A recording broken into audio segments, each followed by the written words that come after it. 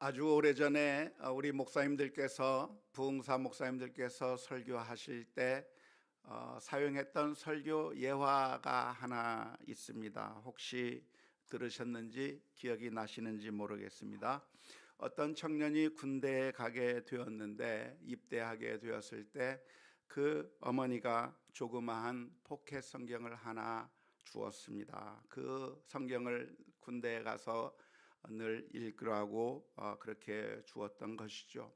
그랬더니 그 청년이 군대에서 군복 상의에 그 포켓 성경을 넣어 두었습니다. 전쟁이 일어나서 그 전쟁 가운데 참 전쟁의 포화가 치열한 가운데 총탄을 맞게 되었는데 그래서 의식을 잃고 쓰러졌습니다. 그런데 나중에 보니까 살아났어요. 총알에 맞은 줄 알았는데 그 총알이 어디에 맞았는가? 바로 여기에 맞았던 거죠. 심장 위에 있던 그 포켓 성경에 총탄이 날아들어서 만일 그 포켓 성경이 없었다고 한다면 심장을 뚫고 그 청년이 죽었을 수 있었겠는데 그 포켓 성경이 있어서 총탄을 막았고 그래서 살게 되었다고 하는 그런 이야기입니다. 혹시 들어보셨습니까? 예, 들어보신 것 같습니다. 어렸을 때 저도 그 설교를 들으면서 그렇구나. 나도 군대에 가게 되면 복귀 성경을 넣어가지고 다녀야 되겠다라고 하는 그런 생각을 해본 적이 있습니다. 원진이한테도 하나 줬나요?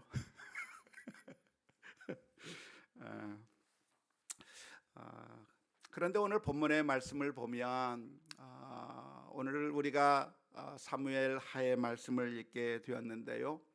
다윗은 그 피난의 길을 떠나는 가운데 포켓 성경과 같은 것을 챙겨가는 것을 거부하였습니다. 오늘 이야기는 다윗이 압살롬의 쿠데타로 인해서 급하게 피난을 가는 길 가운데 있었던 이야기가 오늘 본문의 말씀 가운데 기록되어 있습니다. 급하게 자신의 목숨을 살리기 위해서 도망을 가야 하는 그 상황 가운데서 무엇을 가져가고 무엇을 놓고 가야 했는가? 아주 긴박한 상황 가운데서 결정을 해야 했었는데요. 무엇을 가져가게 될까요? 이런 긴박한 상황 가운데서 정말 중요하다고 생각하는 것은 가져가고 별로 중요하지 않다고 생각되는 것들은 놓고 가게 되는 것이죠. 아마 대부분의 것들을 다 가져가지 못할 겁니다. 대부분의 것들을 다 남겨두고 정말 긴요한 것만 몇 개 가지고 가야 할 수밖에 없는 상황이었을 겁니다. 보니까 가족들은 데리고 갔습니다. 피난길이 아무리 급해도 버릴 수 없는 것이 가족일 것이기 때문에 그런 것이죠. 하지만 후궁들은 남겨두고 떠났어요. 다윗의 마음이 어디에 있는가를 정확하게 보여주는 한 단면이라고 할 수 있을 것입니다. 그런데 그 상황 가운데서 사독 제사장과 레위인들이 언약궤를 가지고 나타났습니다. 그들도 다윗과 함께 피난길에 오르게 되었는데 이 사독 제사장과 레위인들이 언약궤를 메어 가지고 와서 같이 피난길에 가자고 했던 것입니다. 어쩌면 그것이 당연한 판단이고 그 당시에 신앙이 가장 중요한 시절이었던 그 시절에 그 무엇보다도 언약궤를 가지고 가야겠다고 하는 판단은 가장 중요한 판단이었을 거라고 생각이 듭니다. 언약궤가 무엇이었습니까? 언약궤라고 하는 것은 가는 곳마다 승리를 안겨주었던 승리의 언약궤였습니다. 언약궤가 무엇입니까? 하나님께서 이스라엘 민족과 함께 한다고 하는 것을 생생하게 보여주는 증거가 바로 언약궤였습니다. 출애굽하는 동안에 언약궤와 함께 행진하면서 전쟁에서 승리를 했습니다.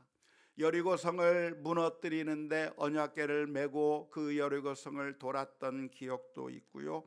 이 언약궤와 관련해서 이스라엘 민족에게는 승리의 추억들이 있었던 것입니다. 뿐만 아니라 요단강을 건너갈 때에도 그 요단강을 건너갈 때 언약궤를 먼저 치고 그 언약궤를 메고 그 요단강에 발을 담그게 될 때 요단강이 갈라지는 엄청난 기적이 일어나게 된 것이죠. 요단강을 한번 볼까요? 지난번에 성지에 갔을 때 요단강을 보니까 이렇게 되어 있습니다. 넓이가 어느 정도 넓이냐면 지금 요르단과 이스라엘 국경을 저렇게 나무로 막아 놨는데요, 저 정도 거리밖에 안 됩니다. 전주천이나 삼천보다도 작은, 너무나도 작은 조그만 또랑 같은 강이 요단강인데, 그런데 비가 많이 내리게 되면, 우기가 되면 그 높이가 굉장히 높아서 사람들이 지나갈 수 없는 그런 곳이 바로 요단강이었다고 하는데요, 그 요단강을 갈라서 이스라엘 민족이 안전하게 걸어갈 수 있게 만들었을 때 함께 했던 것도 언약궤였던 것이죠. 이스라엘 민족에게서 누가 정치적인 정당성을 가지게 될까요? 쿠데타가 일어났을 때 과연 이 다윗과 압살롬 가운데서 누가 정치적인 정당성을 가지게 되고 백성들은 누구를 따라갈까요? 당연히 언약궤가 있는 사람에게로 백성들이 몰려갈 것은 당연할 것입니다.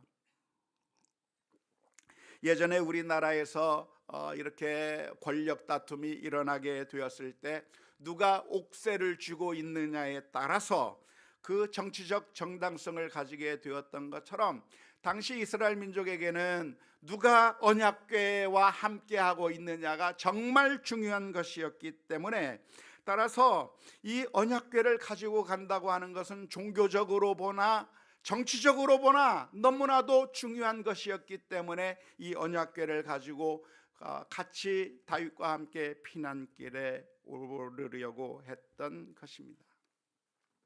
그런데 다윗이 그 언약궤를 보면서 언약궤를 다시 메고 돌아가라고 말을 했습니다. 같이 피난길에 오를 것이 아니라 그냥 그 언약궤를 원래 있던 곳에 그냥 두라고 이야기했던 것이죠. 이것이 참으로 놀라운 일입니다. 왜냐하면 다윗은 언약궤를 너무나도 사랑했기 때문에 그렇습니다. 그 옛날 언약궤가 오벳 에돔의 집에 있다가 다윗의 성으로 돌아오게 되는 그 광경 가운데서 너무나도 기뻐서 춤을 추면서 채통도 없이 그냥 너무나도 좋아하면서 춤을 추었던 사람이 바로 다윗이었고, 그 언약궤를 너무나도 사랑했던 사람, 그 언약궤를 너무나도 소중하게 여겼던 사람이 바로 다윗이었기 때문에 이 언약궤를 보면서 맞아, 다른 것은 다 놓고 가더라도 이 언약궤만은 가지고 갔으면 좋겠다고 생각했을 법한 사람이 바로 다윗이었는데, 놀랍게도 이 순간에 다윗이 언약궤를 그냥 제자리에 돌려두라고 했다고 하는 것이 놀라운 일입니다. 왜 그랬을까요? 오늘 읽은 사무엘하 15장 25절에서부터 26절 말씀 가운데 이렇게 기록되어 있습니다. 왕이 사독에게 이르되, 보라, 하나님의 궤를 성읍으로 도로 메어 가라. 만일 내가 여호와 앞에서 은혜를 입으면 도로 나를 인도하사 내게 그 궤와 그 계신 데를 보이시리라. 그러나 그가 이와 같이 말씀하시기를, 내가 너를 기뻐하지 아니한다 하시면 종이 여기 있사오니 선히 여기시는 대로 내게 행하시옵소서 하리라. 다윗은 이 피난의 길 가운데 쿠데타가 일어나서 지금 목숨이 경각에 달린 이 위험한 상황 가운데 언약궤를 가지고 가서, 그래서 내가 다시 이 자리로 돌아오고 다시 왕권을 얻게 되고 언약궤와 함께하면서 승리를 쟁취하고, 그래서 내가 반드시 이곳으로 돌아오겠다고 생각할 수도 있는 그 상황 가운데서 놀랍게도 다윗의 고백이 무엇이냐면, 하나님께서 나를 기뻐하신다고 한다면, 하나님께서 나에게 은혜를 베풀어 주신다고 한다면, 하나님께서 나를 다시 이곳으로 돌려보내 주실 것이겠지만, 하나님께서 나를 기뻐하지 아니하신다면 나를 이곳으로 돌려보내지 않으실 텐데, 그러나 하나님께서 선히 여기시는 대로, 하나님의 뜻대로 모든 것이 이루어지기를 바란다고 하면서 언약궤를 가지고 가서 승리를 쟁취하기보다는 하나님의 뜻이 자신에게서 또한 이스라엘 민족 가운데서 이루어지기를 겸손하게 이야기했던 것이죠. 다윗은 이 언약궤를 가지고 가면 자신에게 승리가 있을 것이라고 생각하지 않았습니다. 내가 이 언약궤를 반드시 가지고 가서 정치적인 정당성을 얻고 하나님이 우리 편이 되고, 그래서 내가 이 싸움 가운데서 내가 승리할 수 있겠다고 생각하지 않은 것이죠. 그 옛날 언약궤가 함께 했을 때 여러 가지 능력이 나타났지만, 그러나 언약궤가 함께 했을 때 능력이 나타났던 것은 언약궤 자체의 능력이 있어서 그렇게 나타난 것이 아니라, 사실은 그 언약궤를 통해서 역사하신 하나님이 더 소중하고 하나님의 뜻이 더 중요하다고 하는 사실을 깨달았던 것입니다. 이 세상을 누가 다스리는가? 언약궤를 가지고 있는 사람이 승리하는 것이 아니라, 언약궤가 누구에게 있든지 간에 하나님의 뜻이 온전하게 이루어지는 것이고, 하나님이 이 세상을 다스리는 것이고, 하나님께서 이 세상을 주관하신다고 하는 사실을 고백하면서 하나님의 은혜 앞에 서려고 했었던 것이 바로 다윗의 모습이었습니다. 아무리 언약궤를 가지고 간다고 하더라도, 피난길에 그 언약궤를 가지고 내가 피난한다고 할지라도 하나님께서 나와 함께 하지 않는다고 하면 아무 소용이 없는 거예요.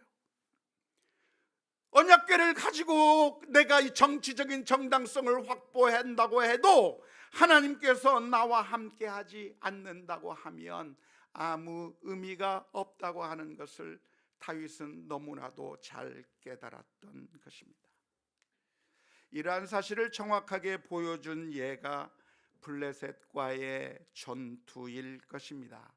엘리 제사장 시절에 이스라엘 민족과 블레셋 사이에 전쟁이 있었습니다.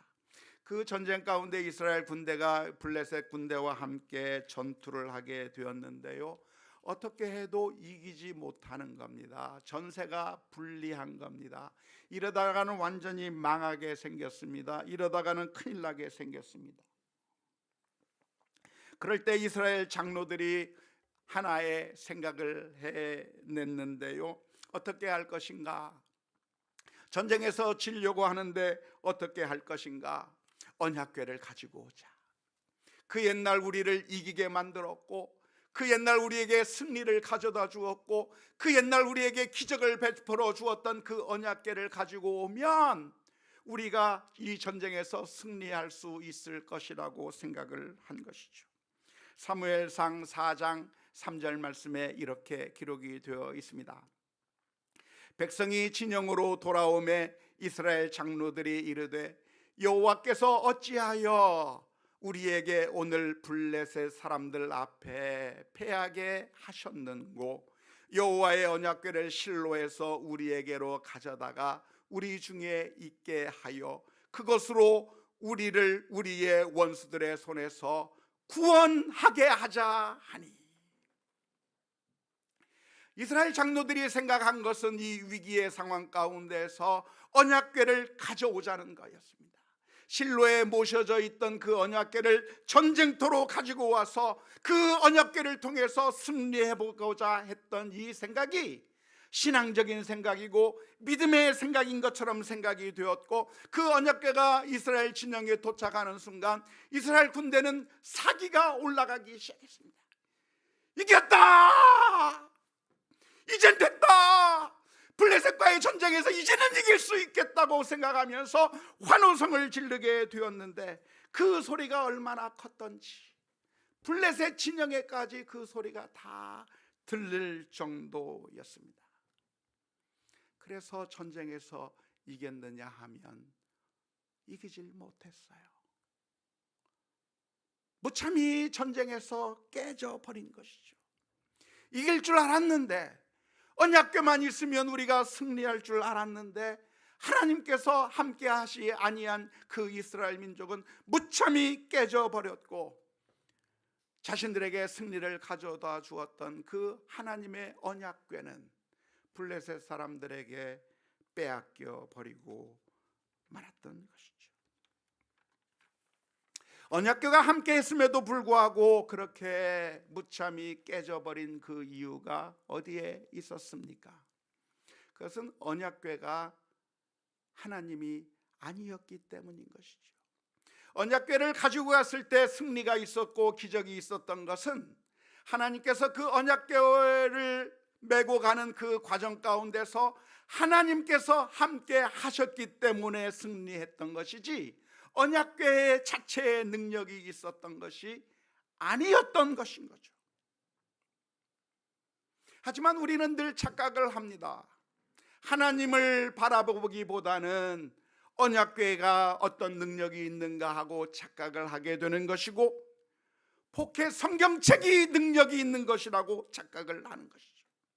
하나님께서 그 사람에게 은혜를 베풀어 주어서 전쟁 가운데서 목숨을 건져 주었는데, 우리들은 그 하나님의 은혜를 생각하기보다는 복해 성경책이 있어야 되겠구나 생각하고, 복해 성경책을 내 군복 안에 넣어두면 나도 살아날 수 있을 거라고 생각을 하게 되는 것이죠. 하나님의 능력을 바라보는 것이 아니라 복해 성경이 나를 살릴 거라고 착각하게 되는 경우가 있는 것입니다. 우리는 신앙생활하면서 구분할 수 있는 지혜가 있어야 합니다. 믿음의 눈이 있어야 합니다.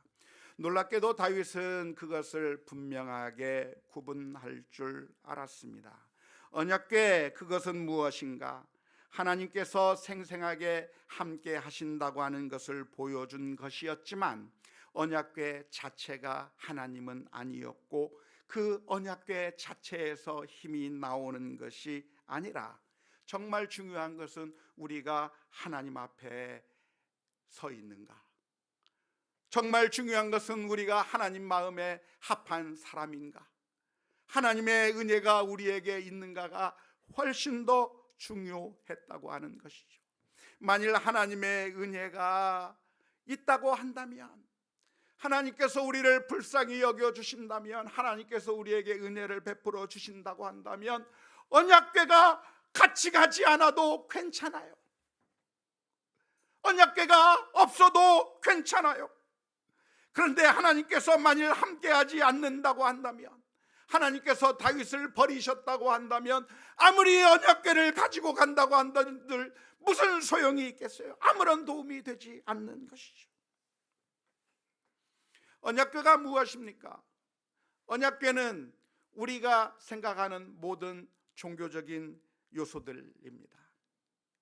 예배, 기도, 찬송, 성경, 예배당, 헌신, 그 모든 것들, 우리가 하나님 앞에 생각하는 그 모든 것들이 사실은 언약궤와 같은 것들이죠. 그런데 우리는 그것을 보면서 그것이 마치 우리의 신앙생활에 가장 중요한 것이라고 착각하게 되는 경우가 많습니다. 껍데기를 중요하게 생각하는 방향으로 흐르게 될 가능성이 많은 것이죠. 우리의 마음 가운데 진정으로 하나님을 사랑하는 마음이 없고 하나님 앞에 바로 서려고 하는 마음이 없으면서 언약궤를 꼭 챙겨야 되겠다, 언약궤를 가지고 가야 되겠다고 하는 그런 잘못된 신앙으로 빠져버리는 경우가 우리들의 삶 가운데서 너무나도 자주 반복되어 나타나는 것입니다. 누가 그랬냐면 바로 사울 왕이 그랬습니다. 사울 왕은 전쟁을 앞에 두고 제사를 드리기를 원했습니다. 블레셋 민족과 전쟁을 해야 하는데 전쟁을 하기 전에 무엇을 해야 될 것인가? 하나님 앞에 제사를 드렸으면 좋겠어요. 하나님 앞에 제사를 드리고 전쟁에 나가야 되는데 제사를 드리고 싶은데 사무엘이 오지 않는 겁니다. 사무엘이 와서 제사를 드려줬으면 좋겠는데 사무엘이 나타나지 않자 사울의 마음 가운데 조급함이 생겼어요. 빨리 하나님 앞에 제사를 드려야 되겠다고 하는 그 마음 가운데 기다리다 못해 자신이 그냥 제사를 드려버린 것이죠. 사울이 이렇게 제사를 드리려고 했던 그 이유가 무엇입니까? 그것은 하나님을 사랑하기 때문이었나요? 하나님을 예배하는 것이 너무나도 간절했기 때문에 그래서 하나님 앞에 제사를 드렸던 건가요? 그게 아니에요. 사울의 마음 가운데는 전쟁을 하기 위한 가장 중요한 수단이라고 생각한 것이죠. 언약궤와 같은 거라고 생각한 거예요. 복해 성경책과 같은 것이라고 생각해요. 그래서 그것을 가지고 와야 제사를 드려야 내게 능력이 생기고 그래서 이 전쟁에서 이길 수 있을 것이라고 착각해버리고 그런 제사를 그냥 드려버린 것이죠. 이게 우리들의 모습인 것입니다. 우리들의 신앙이 종종 이런 식으로 잘못되어 가는 경우가 많아요. 우리의 마음이 무엇입니까? 하나님이 꼭 포켓 성경만 했으면 좋겠어요. 그래서 우리가 가지고 다니기 쉽게, 우리가 필요한 때에 써먹을 수 있게 하나님이 포켓 성경만큼 작았으면 좋겠고 하나님이 알라딘의 마술 램프처럼 편리하게 꺼내 쓸 수 있으면 좋겠어요.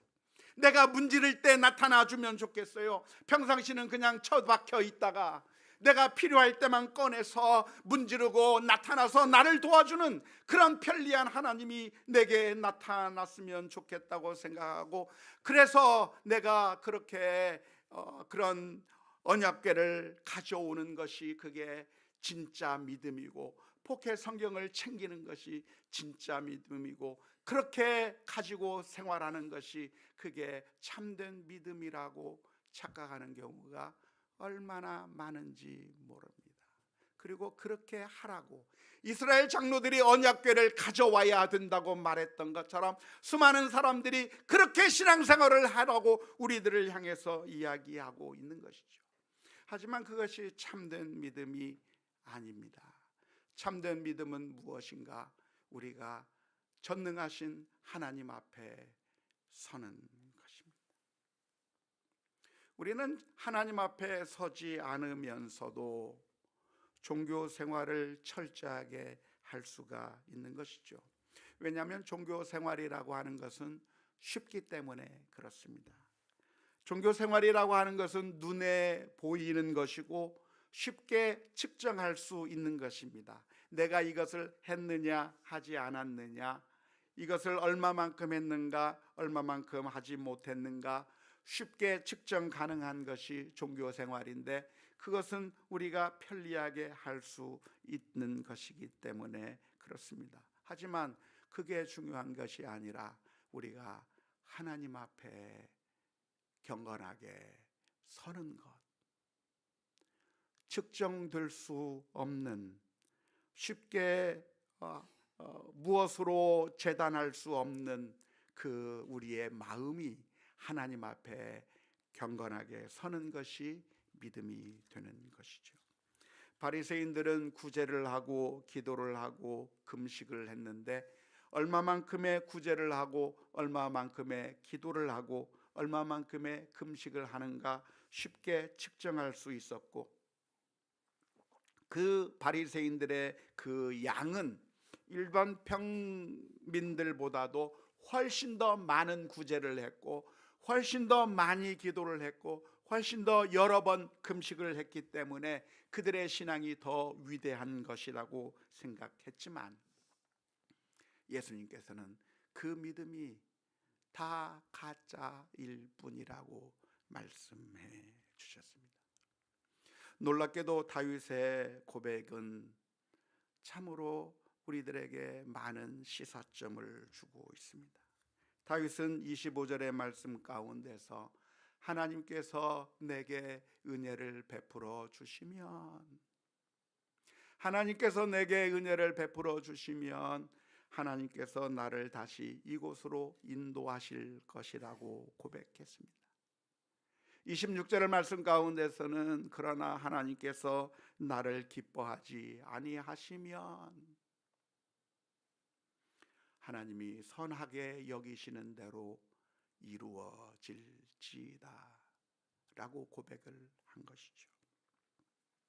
이 말은 그냥 될 대로 되라, 캐사라 세라 라고 하는 의미로 그냥 하나님이 알아서 하시겠지, 될 대로 되겠지, 내가 뭘 한다고 해서 되는 게 아니라 하나님이 은혜를 베푸시면 베푸시는 거고, 하나님께서 나를 거부하시면 할 수 없다, 그냥 될 대로 되라고 하는 의미에서 이런 말을 하고 있는 게 아닙니다.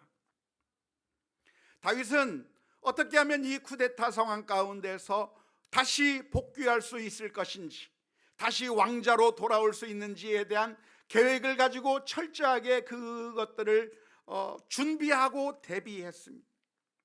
후세라고 하는 사람이 다윗과 함께 같이 도망가려고 할 때 후세를 향해서 말합니다. 너는 나와 같이 가지 말고 너는 압살롬에게로 가라. 압살롬에게 투항하고, 그리고 그 압살롬에게 서 받게 되는 정보가 있으면 그러면 사독이나 아비아달이나 이런 사람들을 통해서 그 정보를 나에게 전달해 주라고 그렇게 철저하게 계획을 세워서 이야기한 것이죠.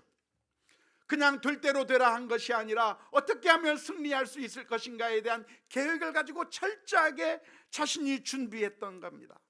뿐만 아니라 이 다윗의 대답은 무엇입니까? 내가 알아서 다 할 테니까 하나님 필요 없다고 하는 그런 의미의 대답도 아닙니다. 언약궤 필요 없다, 나는 내 지혜로 내가 권력을 차지할 수 있겠다, 내가 이런 방식을 통해서 내 힘으로 모든 것을 하겠다고 한 말도 아닙니다. 다윗의 이 말은, 언약궤를 다시 돌려가라고 하는 말은 내 힘으로 하겠다고 하는 말이 아닙니다. 사무엘하 15장 31절 말씀에 보면은 아히도벨에 대해서 이렇게 말합니다. 어떤 사람이 다윗에게 알리되 압살롬과 함께 모반한 자들 가운데 아히도벨이 있나이다 하니 다윗이 이르되 여호와여 원하옵건대 아히도벨의 모략을 어리석게 하옵소서. 하나님 앞에 기도하며 엎드린 것이죠.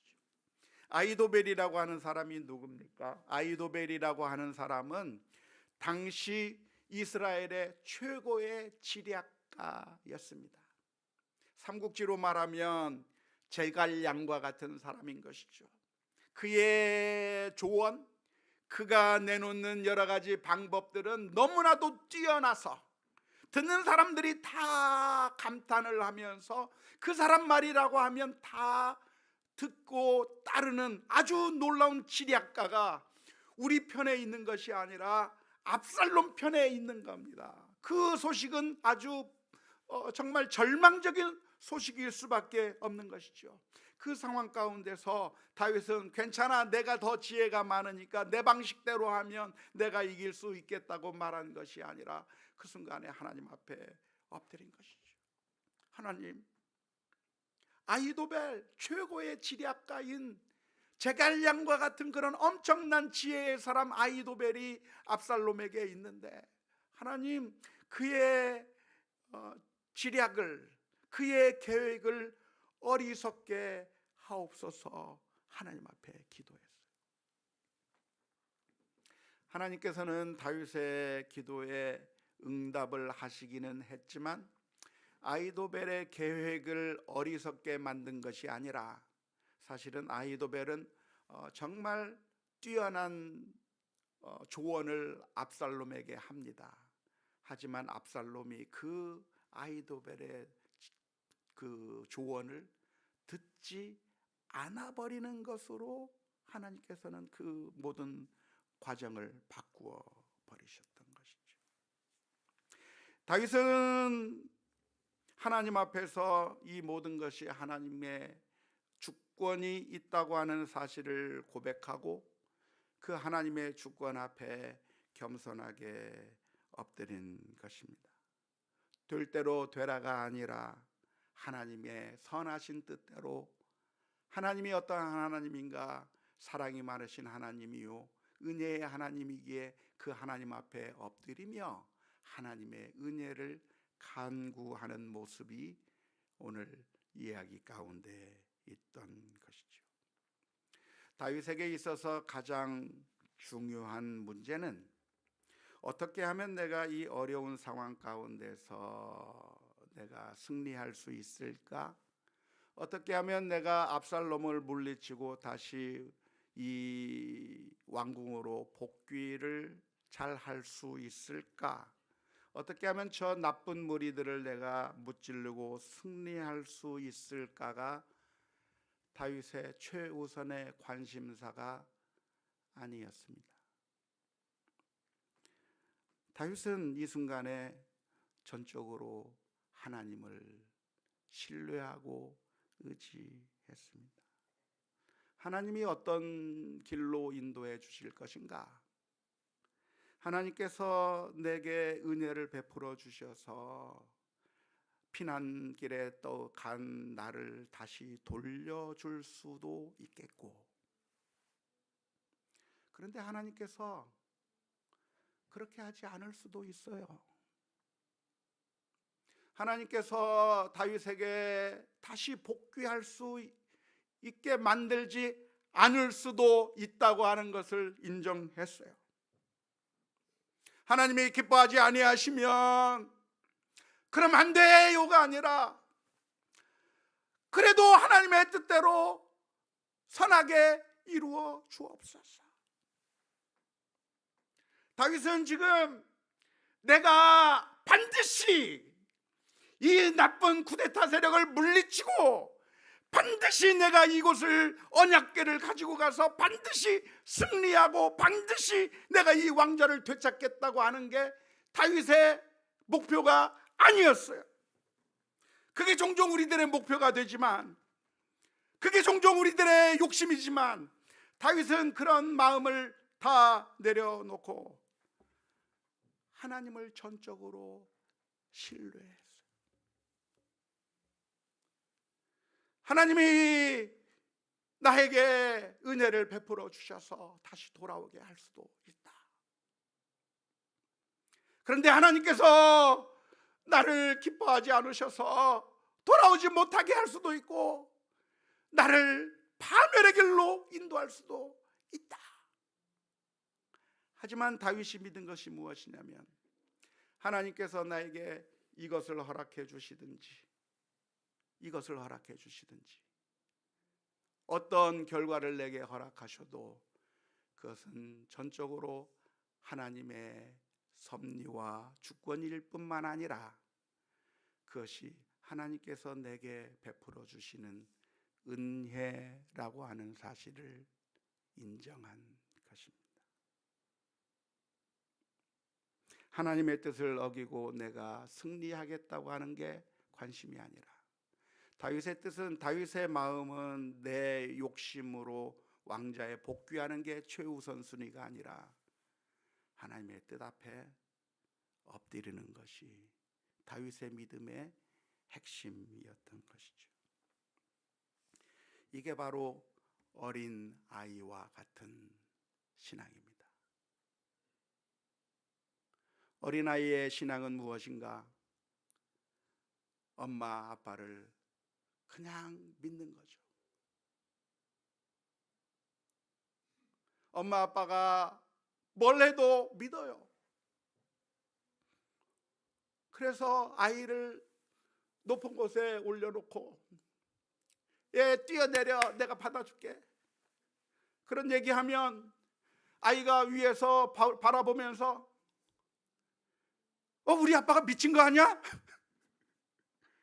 뛰어내리면 내가 다칠 텐데, 우리 아빠가 이거 돌아버린 거 아니야? 못 뛰어내려 라고 말하는 게 아니라 그냥 뛰어내려, 그냥 뛰어내려. 왜? 위험하니까.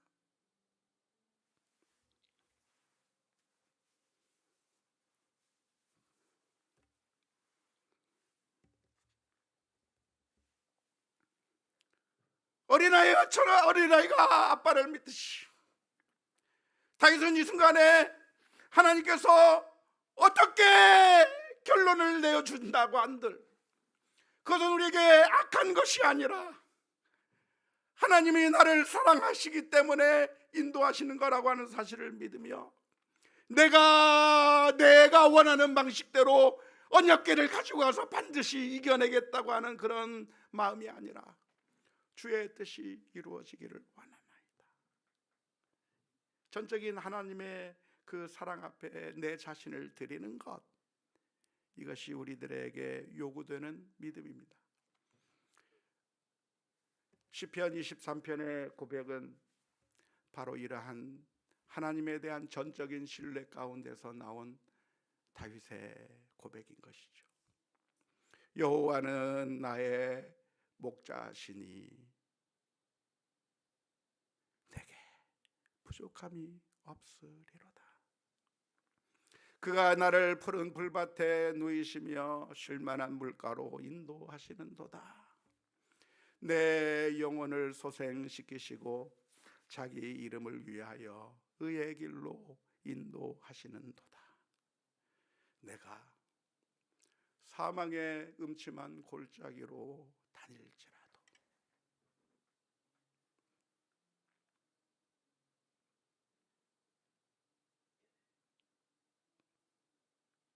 죽음의 골짜기로 하나님께서 나를 데리고 가더라도 해를 두려워하지 않을 것은 주께서 나와 함께 하심이라. 주의 지팡이와 막대기가 나를 안위하시나이다. 주께서 내 원수의 목전에서 내게 상을 차려주시고 기름을 내 머리에 부으셨으니 내 잔이 넘치나이다.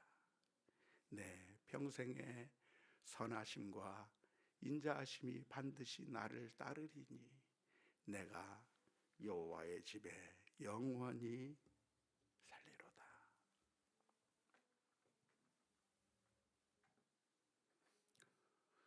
두려워하지 마세요. 걱정하고 불안에 떨 게 아니에요. 하나님께서는 우리를 사랑하사 하나밖에 없는 그 아들을 십자가에 내어 주셔서 우리를 구원해 주신 그 하나님의 놀라운 사랑이 우리에게 있는 것이고, 그 이 세상에서 일어나는 그 어떤 것도,